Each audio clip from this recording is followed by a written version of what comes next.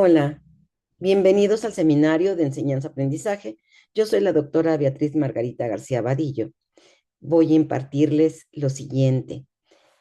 Quiero comenzar compartiendo mi presentación.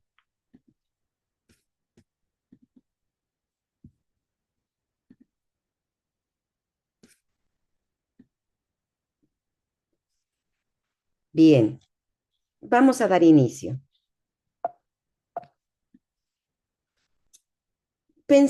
Comenzaremos definiendo qué es aprendizaje. El proceso de adquisición de conocimientos, habilidades, valores y actitudes posibilitado mediante el estudio, la enseñanza y la experiencia.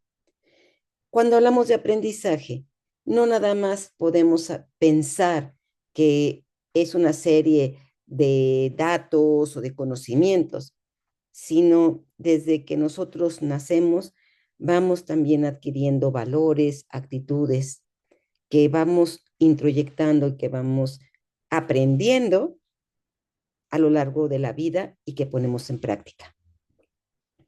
También aprendizaje es el cambio relativamente invariable de la conducta de una persona a partir del resultado de la experiencia. Por ejemplo, si nosotros vamos manejando y de repente caemos en un bache, pues nuestra conducta va a ser diferente porque ya no vamos a ir en ese mismo carril, vamos a cambiar a otro carril. Es decir, esto nos va a hacer que modifiquemos esas conductas. Este cambio es conseguido tras el establecimiento de una asociación entre un estímulo y su correspondiente respuesta. Pero al hablar de aprendizaje, todos sabemos que desde que el hombre existe, fue aprendiendo como una necesidad de poder sobrevivir. Es decir, los humanos han logrado alcanzar una cierta independencia de su entorno ecológico y hasta lo han podido cambiar gracias al aprendizaje, como cuando descubrieron el fuego, como cuando encontraban nuevas técnicas para cazar, la agricultura, sino todavía hasta la fecha seguiríamos siendo nómadas. Esa es la maravilla del aprendizaje, toda esa evolución que hemos ido dando a lo largo del tiempo. Ahora vamos a hablar de Isabel García. Para ella es todo aquel conocimiento que se va adquiriendo a través de situaciones de la vida diaria. De este modo, como les decía anteriormente, se adquieren conocimientos, habilidades, valores, en fin. Pero esto se consigue gracias a tres métodos. Uno es la experiencia, otro es la instrucción y el tercero es la observación. Clave, sobre todo en época de los niños de preescolar, donde desde que nacen hasta esta etapa, y todavía de adultos, pero se nota más aquí, cuando ellos van imitando a mamá o van imitando a papá, y de esa manera van adquiriendo conductas y aprendizajes. Por ejemplo, lavarse los dientes, ir al baño, etcétera. Para Patricia Duche, una de las cosas que influye considerablemente en el aprendizaje es esa interacción con el medio, con los demás individuos, y estos elementos modifican nuestra experiencia. Yo aprendo de estar en contacto con otras personas.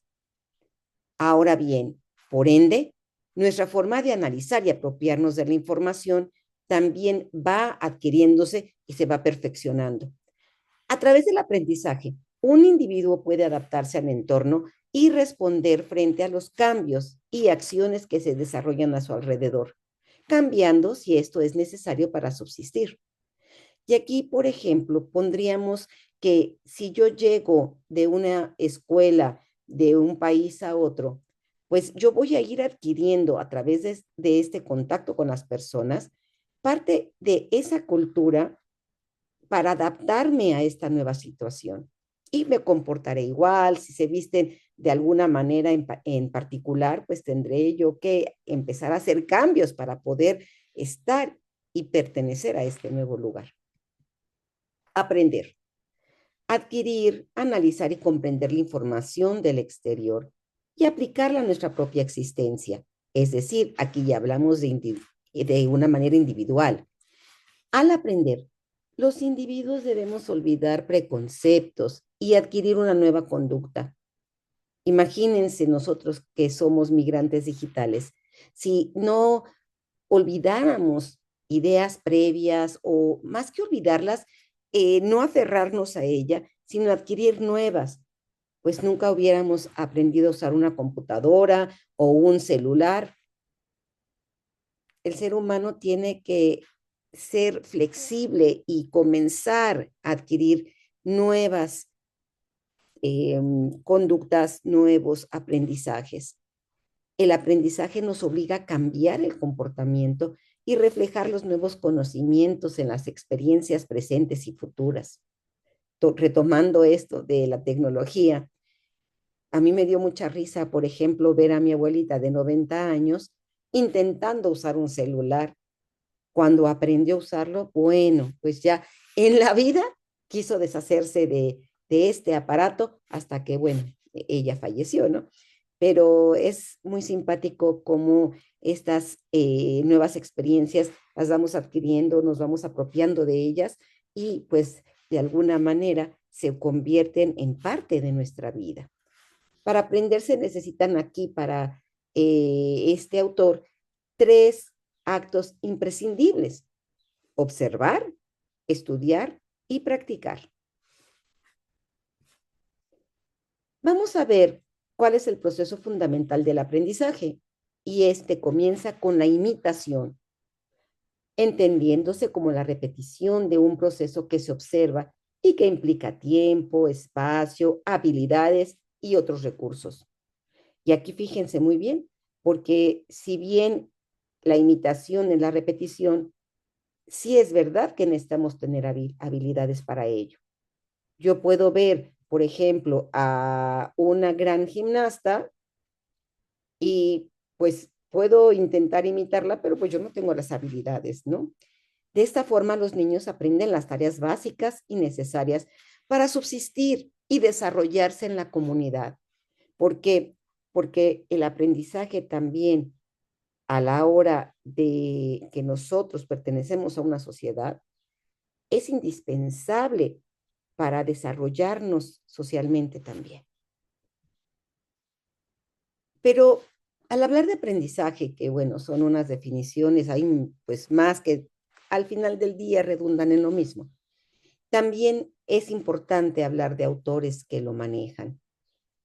Estas teorías pedagógicas contemporáneas que les voy a platicar son personalidades que se han preocupado por estudiar y por analizar cómo el ser humano aprende y que a nivel de programas educativos han sido fundamentales para poder constituirlos, para poderlos implementar y además modernizar a lo largo del tiempo. Empezaremos por el conductismo.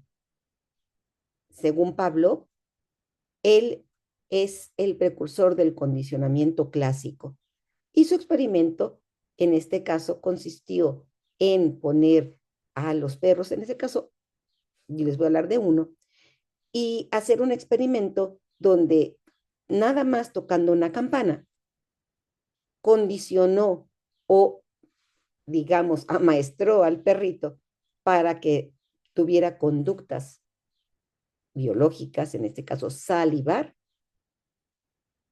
porque sabía que iba a llegar el alimento. Pero les voy a platicar esto a través de un esquema. Fíjense, siempre que el perrito veía la comida, pues la respuesta es salivar, está esperando el alimento. La comida por sí mismo, pues no significa nada. Sin embargo, Piaget comenzó a sonar una campana cada vez que le iba a dar de comer al perro. Es importante decirle que la campana por sí misma es un estímulo neutro. ¿Qué quiere decir? Que si le tocaba la campana al perro, pues no pasaba nada. Pero en el momento que la campana se tocaba cada vez que el alimento iba a aparecer, esa campana ya no fue neutra, ya se convirtió en un estímulo condicionado. Ahora bien, fíjense bien, la comida más la campana, pues obviamente iba a dar por resultado la misma respuesta, que era salivar. A través del entrenamiento, esa respuesta incondicionada, que era salivar porque es algo natural, se convirtió en condicionada cuando solamente por tocar la campana sin la necesidad del alimento ya provocaba la misma respuesta. Ahora bien, tenemos otro autor que es Skinner. Él habló del condicionamiento operante. El condicionamiento operante habló de reforzamiento y castigo. El reforzamiento es todo aquello que incrementa la conducta. Yo hasta les digo, digamos, son premios, pues. Tenemos el castigo, que es todo aquello, al contrario, disminuye la conducta. Pero pongamos mucha atención porque aquí, siempre que doy este tema, me confunden un poco cuando hablo de positivo y negativo. Recuerden, si yo digo reforzamiento, tiene que ser premio. Y si yo digo castigo, es todo aquello que no me gusta, ¿va? Dentro del reforzamiento tengo positivo y negativo. El positivo es dar, proporcionar un estímulo agradable tras una conducta correcta. Por ejemplo, si yo hago como docente a mis alumnos un premio o le doy un premio, pues entonces sería, pues, por ejemplo, darles más recreo, darles estrellitas, hasta el mismo 10 de calificación. Pero también hay un reforzamiento negativo. El reforzamiento negativo es quitarles algo que no te gusta, porque para que sea premio te tengo que quitar algo que no te guste. Por ejemplo, si a mí me quieren hacer feliz, quítenme planchar, odio planchar. Entonces, si a mí me dijeran, oye, si tú haces la comida a tiempo, bueno, no vas a tener que planchar. Vaya, es el mejor premio que me pueden dar. ¿Se fijan? Me quitan planchar, pero para mí es un premio. Al revés, el castigo es aquello que no me gusta, es aquello que me va a disminuir la conducta. Y hay positivo y negativo. Positivo siempre es dar, negativo siempre es quitar. Entonces, el positivo para que sea un castigo, me van a dar, por ejemplo, supongamos, más horas de clase, me van a dar tareas que a mí no me gustan, me van a dar incluso un regaño. Ajá. Ahora, negativo es quitar. Entonces, me van a quitar aquí en el castigo algo que me gusta. ¿Qué me van a quitar? La televisión o, por ejemplo, a mí quítenme salir a pasear y bueno. Es decir, ustedes se fijan, hasta la actualidad, el condicionamiento operante en la educación todavía lo llevamos a cabo.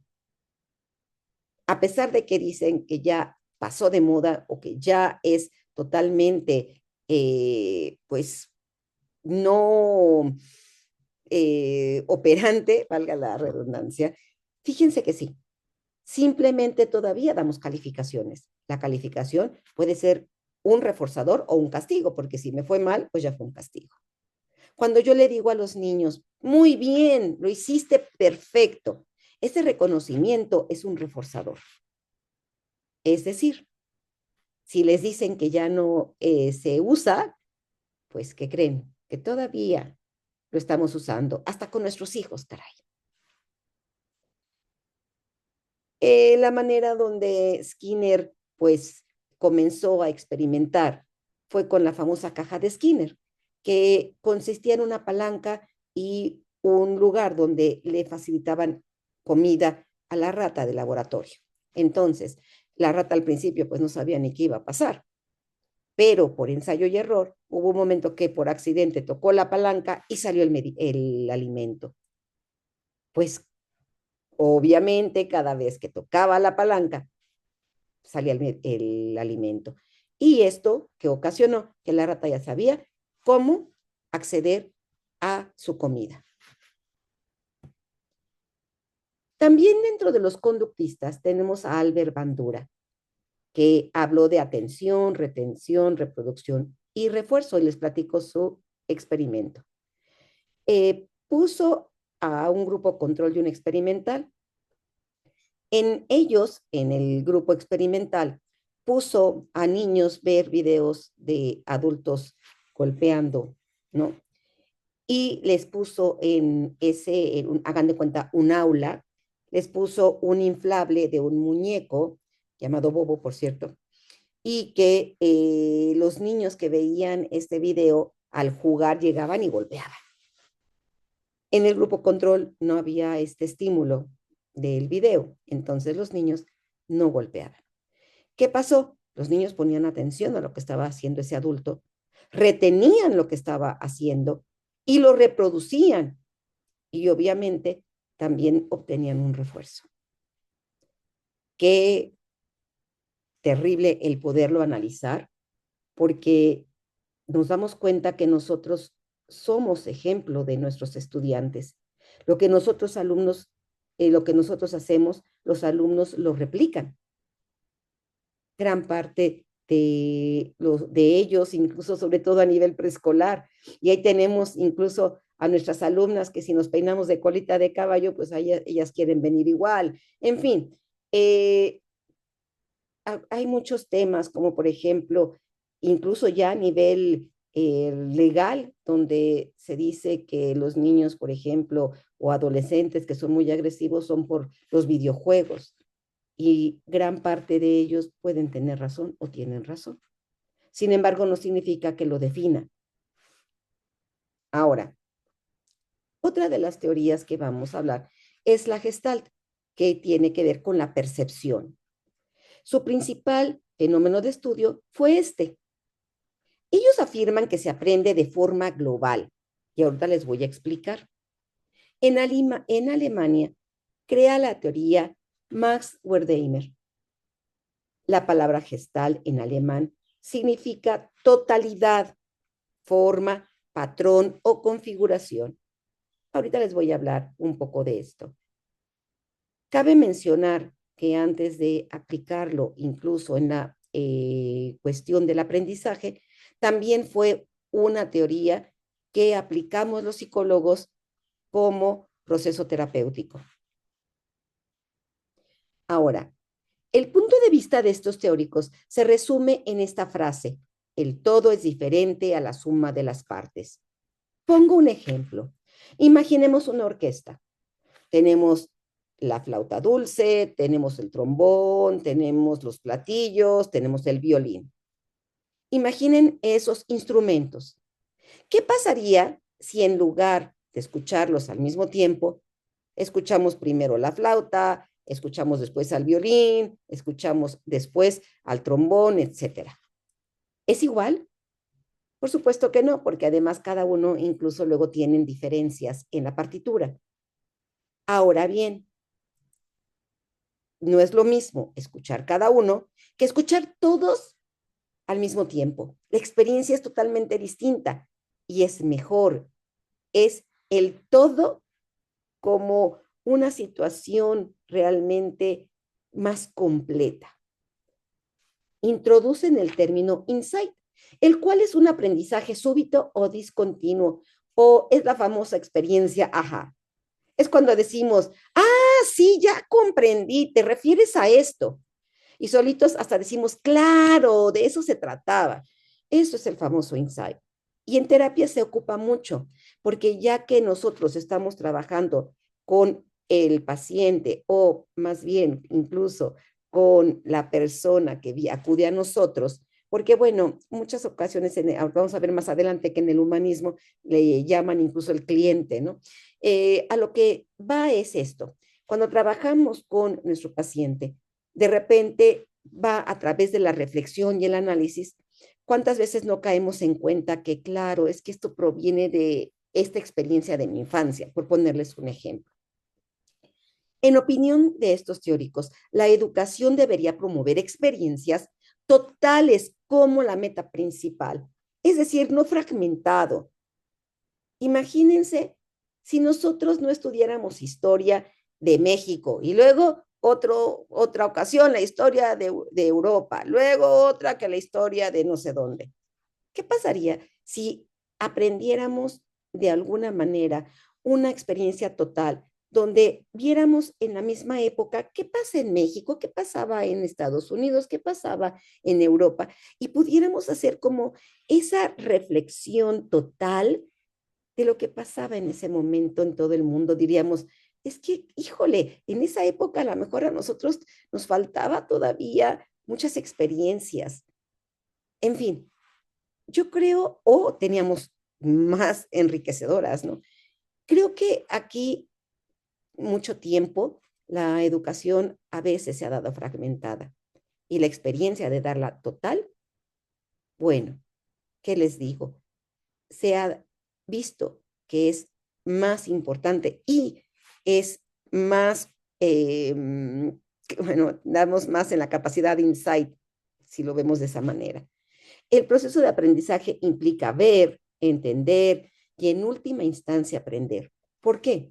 Porque para la Gestalt no es solamente aprender por aprender, es comprender, entender. Por ejemplo, si decimos 2 por 2 es 4, primero tengo que llevar al niño a poner 2 corcholatas más 2 corcholatas, 2 por 2. A ver, ahora vamos a sumar cuántas son. 4. Y lo pongo y lo escribo y digo, ya se fijaron de dónde viene, de estas dos, por estas dos. Si yo las junto, ya son las 4. Obviamente al final aprendemos, pero primero lo vimos y lo entendimos. Cuando hablamos de la psicología de la gestal, otro ejemplo que ellos ocupan es estos o estas imágenes. Voy a hablarle de dos, porque por el tiempo.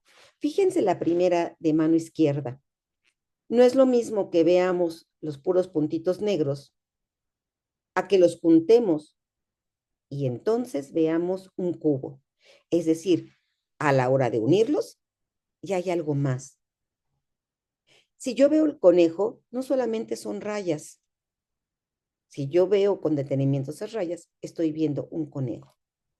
La Gestalt hablaba de otras cosas, ¿no? Por ejemplo, la famosa imagen, no sé, ustedes la han de haber visto, de las dos copas, o más bien de la copa y de los dos rostros. Es una copa en medio, pero es que si la vemos bien, vemos dos rostros del lado derecho e izquierdo. Eso es lo que ellos llaman figura fondo. Y si ustedes se meten a internet y buscan figura fondo, bueno, ustedes se pueden encontrar cosas maravillosas y muy interesantes. Teoría del procesamiento de la información. Cuando comenzó el desarrollo de la tecnología y de la computación, hizo posible que surgiera esta teoría en 1970. Imagínense hace cuánto tiempo. Ellos hicieron la analogía de la mente y la computadora, el famoso input, output, etcétera, ¿no? Vamos a verlo ahorita. Describen los almacenes de memoria y cómo es posible recuperar la información y fortalecer el recuerdo. Ellos se preguntaban, ¿cómo puede el alumno integrar en su memoria cierta información para después usarla para resolver problemas? Aquí ya no es solamente esa información, sino cómo usarla. Las etapas del proceso de memoria fue algo que ellos se pusieron a analizar. La primera es una imagen sensorial de hechos que acaban de ocurrir. La segunda es la memoria a corto plazo y después la tercera es la memoria a largo plazo, pero se los voy a mostrar en una imagen, en un esquema. Tenemos emisor y receptor. El emisor es quien va a dar estos conocimientos o esto que queremos brindar. Lo primero que hace la persona receptora es este registro sensorial, escucharlo. Es más, nosotros decimos que mientras más órganos de los sentidos podamos ocupar a la hora de enseñar, es lo mejor para que el alumno aprenda. Por ejemplo, si yo estoy hablando de alimentos típicos de la región y se los llevo, los huelen, los prueban, pues el registro sensorial es mayor. Pero bueno, eso es un ejemplo. Ese registro sensorial, la analogía sería que es la entrada de información input a lo que sería en aquel momento, o como se llama en el CPU, ¿no? Después tenemos el proceso, que es cuando ya nosotros lo recibimos y tenemos una memoria de trabajo, donde interpretamos y elaboramos una respuesta. No, pues sí, a lo mejor pienso en ir a tal lugar y volver a comer esa comida o prepararla quizás.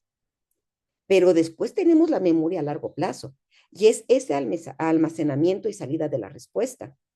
¿Qué va a pasar? Que, ay, a lo mejor en unos meses digo, claro, ya me acuerdo que ya aprendí a hacer a lo mejor enchiladas potosinas. Las voy a hacer y me pongo a hacerlas. Ese es el proceso de la información o el proceso de aprendizaje de acuerdo a la teoría de procesamiento de la información. Ahora, se promueve que los estudiantes se vuelvan aprendices estratégicos para ellos. Se orienta al estudiante para mejorar su capacidad cognitiva. Los autores más representantes de este es Herbert Simon y Allen Newell. Aquí también ellos hablaron de los mecanismos memotécnicos, todos aquellos que ocupamos para aprender. Por ejemplo, son aquellas claves. Yo tenía un maestro en la universidad que me daba bases biológicas de la conducta y teníamos que aprendernos todos los nervios del cuerpo. Entonces, empezábamos con una cancioncita y esa canción hizo que todos los pudiéramos aprender. Ahora, teoría cognitiva. La teoría que concibe al ser humano como agente activo que posee una organización cognitiva interna mediante la cual vamos a interpretar la realidad. Aquí ya somos activos del aprendizaje, ya nosotros lo vamos a buscar, vamos a hacerlo, vamos a ser partícipes. Los procesos estudiados cognitivos son activos. El término proceso se refiere a todos aquellos sistemas, operaciones o funciones que de alguna manera vamos analizando y los transformamos o cambiamos eventos mentales. Aquí ya nosotros tenemos esos famosos aprendizajes previos, pero adquirimos nuevos y ya nosotros ya los juntamos, los perfeccionamos, o sea, ya es algo completamente más elaborado para ellos. Siempre lo hemos hecho, pero son los que hablaron y ya lo estudiaron. El ejemplo es realizar un croquis de su departamento. Si yo les digo a ustedes, saquen una hoja y hagan un croquis de su casa sin estar ahí, ¿lo pueden hacer? Claro. ¿Y qué pasa? ¿Por qué? Porque ya sabemos dónde está qué recámara, dónde está la cocina, cómo está distribuido, y aparte de que ya tenemos ese conocimiento, podemos elaborarlo y lo podemos plasmar en una hoja de papel. Dentro de la teoría o del desarrollo cognitivo, o el cognitivismo, perdónenme, está Jean Piaget.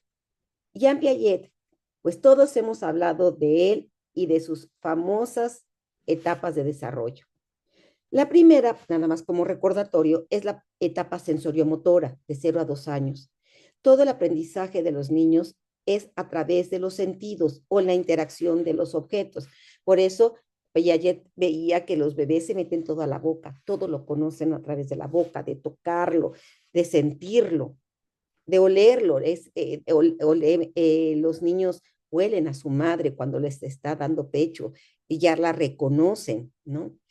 Eh, Más o menos vamos a hablar ahora de la etapa preoperacional por el tiempo. Aquí es de 2 a 7 años. La etapa preoperacional es aquella que más o menos, como ustedes se dan cuenta, estamos hablando de la etapa preescolar. Aquí es el desarrollo de la función simbólica, el lenguaje oral y escrito. Los niños aquí, pues, juegan y aprenden a través del juego. Eh, Ellos aquí son realistas, también, es decir, ellos creen que Santa Claus, pues realmente lo pueden ver y creen que sí existe, en fin, ¿no? Luego tenemos operaciones concretas de 7 a 12 años, que son las operaciones mentales simples como la reversibilidad. En preescolar, si un niño, tú le ofreces un vaso más o menos como este, gordito y chaparrito, y le pones un vaso largo y alto, pues te va a escoger el vaso largo, bueno, alto y largo, es lo mismo, pero discúlpenme, pero el más delgado. ¿Por qué? Porque perceptualmente lo ve o cree que es mayor, a pesar de que si los vaciamos, tienen la misma cantidad de agua. Ellos no pueden hacer ese proceso mental. Sin embargo, en las operaciones concretas ya pueden saber que este vaso y el que es delgado y largo contienen lo mismo. Aquí ya las operaciones mentales son más elaboradas. Aquí está el pensamiento inductivo. Posteriormente pasaremos a las operaciones formales, los 12 años a la adultez, que si nos vemos la teoría de Piaget totalmente así al pie de la letra, hay muchos adultos que no han llegado a esta etapa. Pero bueno, según no podemos ser tan inflexibles en eso. Aquí viene el pensamiento lógico, abstracto, inductivo y deductivo. ¿Por qué yo digo que no hay adultos que no podrían todavía, supuestamente, de acuerdo a la teoría literal de él? Porque aquí ya tendríamos que hacer operaciones mentales con mayor habilidad. Ya vemos a lo mejor muchas personas que todavía necesitamos ir despacito o necesitamos apuntarlo. Ahí hay algo que podríamos debatir. Dentro de la teoría cognitiva también está el aprendizaje por descubrimiento de Brunner. Jerome Brunner fue profesor en Harvard y en Oxford. Él propuso esta idea del desarrollo cognitivo y del aprendizaje por descubrimiento. ¿Qué es ese aprendizaje por descubrimiento? Cuando yo hago algo, por ejemplo, en un experimento donde le digo a los niños, miren, vamos, tengo aquí agua, ¿qué pasará si yo le pongo aceite al agua? A ver, vamos a hacerlo, ¿qué pasa? Y los niños le ponen el aceite y dicen, ¡ah! No se mezcla, ¿no? Se separa. Pero ¿qué pasa si le pongo azúcar? Etcétera. Esta parte del aprendizaje por descubrimiento lo hacemos diariamente. Diario los seres humanos podemos descubrir nuevas cosas. La teoría se refiere a la forma en que los individuos, particularmente los niños, representan cognitivamente el mundo en que viven. El crecimiento cognitivo va a depender de ese desarrollo de un procesamiento interno de información y de un sistema de almacenamiento que describe la realidad. Eso que nosotros vamos almacenando o vamos guardando de acuerdo a mi propia percepción. Y lo que ustedes pueden almacenar de esta presentación o guardar de lo que yo estoy hablando puede ser diferente al de sus compañeros. En este esquema se ve de esta manera. Brunner manejó 3 modelos de aprendizaje. El primero llamado enactivo, que se aprende actuando, imitando, manipulando objetos, como el caso del experimento que les digo, donde ellos tocan, ponen, quitan. También el icónico, que implica el uso de imágenes o dibujos. Por ejemplo, cuando hacen algún apunte, qué padre que puedan dibujar, hacer dibujos, los famosos esquemas, mapas mentales, etcétera. El simbólico es el que hace uso de la palabra escrita y hablada. Cuando yo lo platico con alguien, cuando yo lo voy incluso comentando. Fue Brunner, psicólogo y pedagogo estadounidense, nacido en 1915.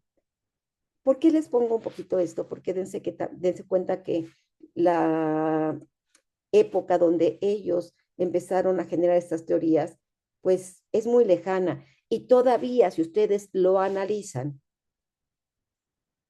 está vigente. Él concibió el aprendizaje como un proceso de categorización o adquisición de conceptos en el cual el lenguaje juega un papel fundamental. Nosotros vamos a categorizarlo, vamos a hacer también esta función mental de adquirirlo. Centré mi atención, o centró él su atención, en el ambiente de enseñanza, es decir, que haya materiales que puedan ser significativos, que haya todo a la mano para el estudiante, que haya estímulos visuales, es decir, un aula donde pues realmente estén las paredes pelonas, así, y hay un pizarrón, nunca va a ser igual que un aula donde tenga yo imágenes, donde tenga yo incluso las paredes pintadas de un color agradable. Es decir, mientras mejor sea el ambiente de enseñanza, el aprendizaje va a ser pues totalmente enriquecedor. Él, al igual que Piaget, observó que la maduración y el medio ambiente influían en el desarrollo intelectual. No es lo mismo un niño que está realmente pues en una caja, en un guacal en el mercado, que un bebé que lo estimulan, que lo cargan, que le ponen juguetes. Obviamente este aprendizaje pues va a ser diferente por el ambiente que está viviendo. Teoría cognitiva. Bueno, pues Brunner señala que el facilitador o facilitadora deben presentar situaciones que estimulen a los alumnos y a preguntarse, a experimentar o indagar. Vean la película Radical de Eugenio Derbez y compárenlo con esto que les estoy hablando. Hay que darles esas herramientas, esas posibilidades a los niños para que experimenten, no nada más que sea una situación totalmente de brindarles pura información. El incitar al alumno para que a partir de ejemplos establezca relaciones y mediante esos problemas o situaciones incompletas para que descubra estos principios. Yo le voy a poner un ejemplo que lo motive a seguir buscando. Por eso yo les hablo de los experimentos. Imagínense que estoy viendo el cuerpo humano, hablando de preescolar, y me tomo, digamos, me tomo el tiempo de ir al mercado y comprarles un corazón de vaca. Les llevo guantes de látex, les llevo cubrebocas y llevo cuchillitos de estos de plástico. Vamos a hacer algo, les digo a los niños. Vamos a conocer el corazón humano, que es muy parecido a este, que es de vaca. Y comenzamos con los cortes. Yo lo hice y bueno, déjenme decirles que la maravilla cuando van viendo que si el ventrículo derecho, el ventrículo izquierdo, luego les llevé un estetoscopio para que escucharan el corazón. Bueno, los niños siguieron investigando, fueron con los padres y pidieron seguir leyendo. ¿Qué pasó? Que bueno, déjenme decirles que con mucho orgullo tengo alumnos que son médicos, ¿no? Pongan a sus alumnos a experimentar este tipo de cosas. Si yo les hubiera puesto un esquema del corazón, ah, pues qué lindo, ¿no? Y sí, qué padre. Pero la cara de los niños de preescolar cuando escucharon el corazón con el estetoscopio, wow, o sea, es divino. Recuerden que el darles a los niños estas experiencias los pueden marcar para toda la vida. ¿Por qué no nos gustan las matemáticas a algunos? ¿O por qué nos encantan? A mí me fascinan, porque tuve maestros que me llevaron con muchas experiencias a poder aprender. Tenemos también a Ausubel, bien conocido por su teoría de la asimilación cognitiva. Él contrasta el aprendizaje significativo contra el aprendizaje memorístico. Ahorita vamos a ver que el aprendizaje significativo se distingue por dos rasgos. Uno es la posibilidad de vincular el contenido nuevo con lo que el alumno ya sabe, lo que les dije hace rato de los aprendizajes previos que él menciona. Esto se va a vincular, pero lo que ya sabe con lo que está adquiriendo no va a ser de forma arbitraria. Es decir, se le va a asignar al estudiante un significado de lo que él va a aprender para que él pueda darle ese significado propio y que vea que realmente le es útil. Un aprendizaje que no te sirve como la raíz cuadrada, pues no sé, yo les preguntaría y siempre les pregunto a los grupos y me levantan la mano uno y dos, estudiantes a lo mucho, ¿quién se acuerda de hacer una raíz cuadrada? Cabe mencionar que los que se acuerdan son maestros de matemáticas. Ahora bien, la raíz cuadrada no es significativa para nosotras, pero si yo le pregunto a un ingeniero, pues para él puede ser o es significativa y la ocupa. Seguramente ellos lo aprecian y lo saben hacer. Tiene cuatro características esenciales. Uno, relevante, es decir, que ese conocimiento y habilidad la puedo ocupar en la vida cotidiana. Por ejemplo, la suma y la resta cuando voy de compras. Cuando yo les digo a los niños, vamos a aprender del 1 al 9 y les digo, bueno, ¿quién quiere llamarle por teléfono a su abuelita o a su papá o a su mamá? Bueno, para eso tienen que saber los números, porque yo les voy a poner los números, pero si se los dicto, ¿cómo los van a marcar en el celular? Activo. La aplicación práctica del conocimiento tiene una importancia igual o superior a la teoría. Es decir, que todo el tiempo el alumno tiene que practicarlo. Constructivo.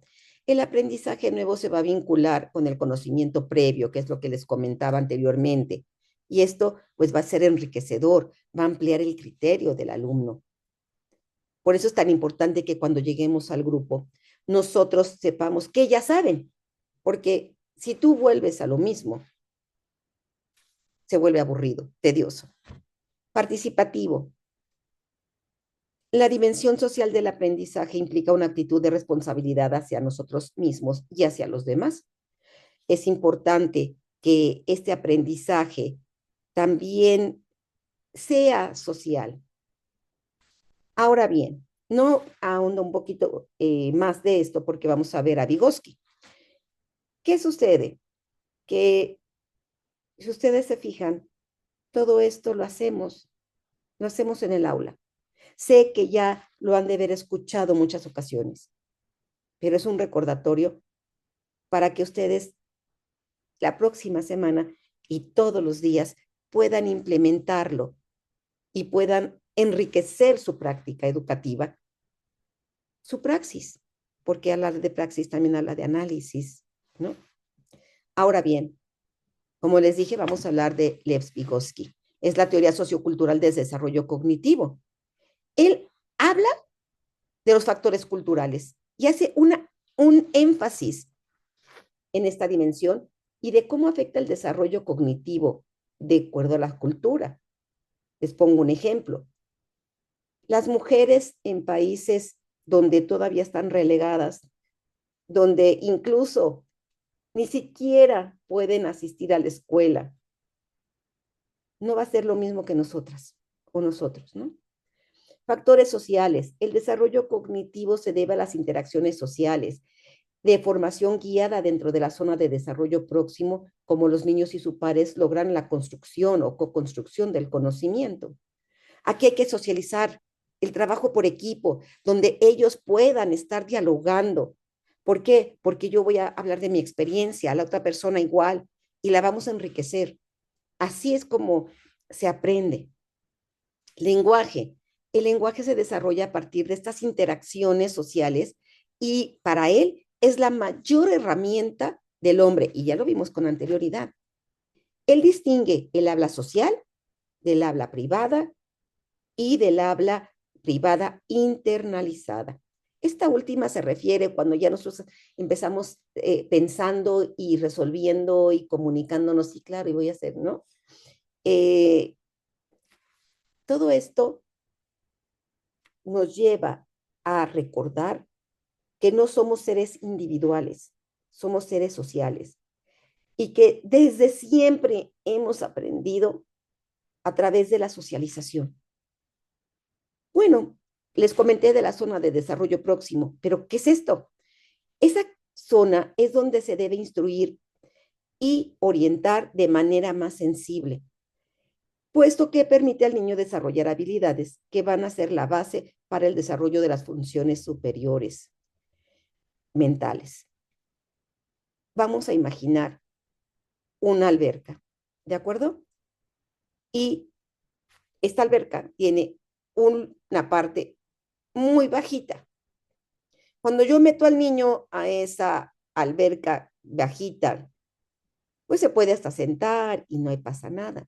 Él va a saber jugar con el agua. ¿Por qué? Porque pues ya desde bebé lo metí a la tina. Entonces, bueno, ya se siente cómodo, ya lo sabe, o sea, ya sabe que es agua, etcétera. Pero si va caminando, se va a topar con el lado más profundo. Si él quisiera llegar a ese lado más profundo, se va a ahogar. Para eso, va a necesitar al otro más experto.